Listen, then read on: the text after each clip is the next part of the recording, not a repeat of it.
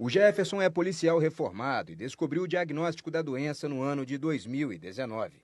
Antes de iniciar o tratamento, ele convivia com dores e limitações mecânicas que o incapacitavam de realizar atividades cotidianas. Inicialmente foi falado que era uma lombalgia e, ao longo dos tempos, ela foi ficando pior.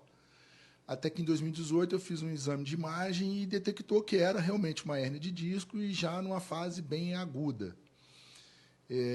Com bastante problema, até para poder ficar em pé, assim, muito tempo em pé, é bem difícil, né? Era bem difícil. A coluna vertebral humana é composta por 33 vértebras e, entre elas, estão discos com um núcleo gelatinoso que atua como amortecedor.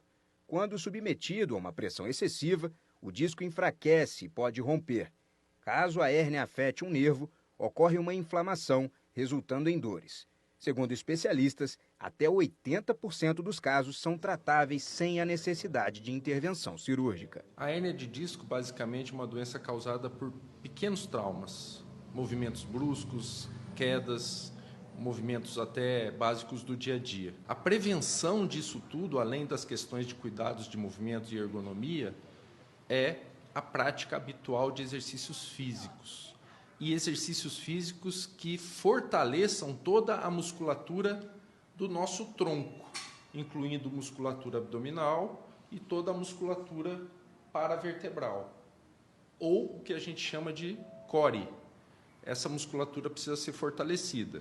Para essa fisioterapeuta especialista em coluna, o tratamento da hérnia de disco é fundamental para evitar que os pacientes voltem a ter crises agudas. A partir do momento que o corpo mostra uma dor, a gente já considera isso como um sinal de alerta. Não é normal sentir dor. Mas a partir do momento que nós temos uma dor que permanece ali até além de 3 semanas, isso já acende o nosso sinalzinho de alerta para a gente procurar um profissional e saber exatamente o que está acontecendo, né? De início, geralmente, o paciente que tem hérnia de disco vai começar a sentir uma dor mais local na coluna e depois essa dor ela pode ir descendo, fazendo o trajeto, por exemplo, do nervo ciático.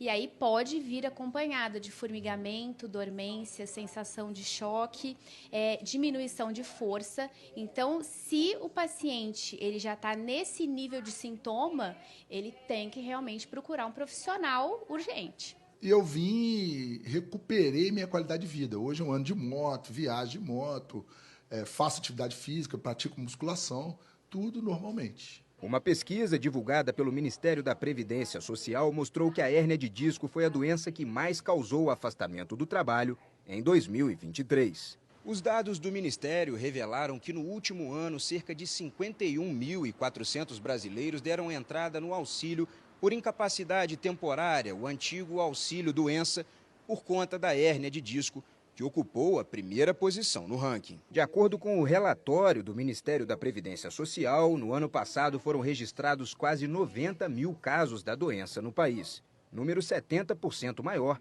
do que no ano de 2022.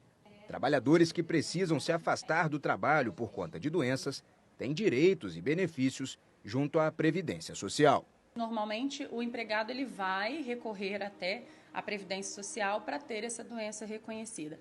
Lá vai ser feita a análise do nexo entre essa doença e o trabalho que esse empregado desenvolve. Mas isso é importante a gente dizer aqui, que não está ligado diretamente ao reconhecimento pela Justiça do Trabalho para que esse empregado tenha, de fato, a estabilidade acidentária.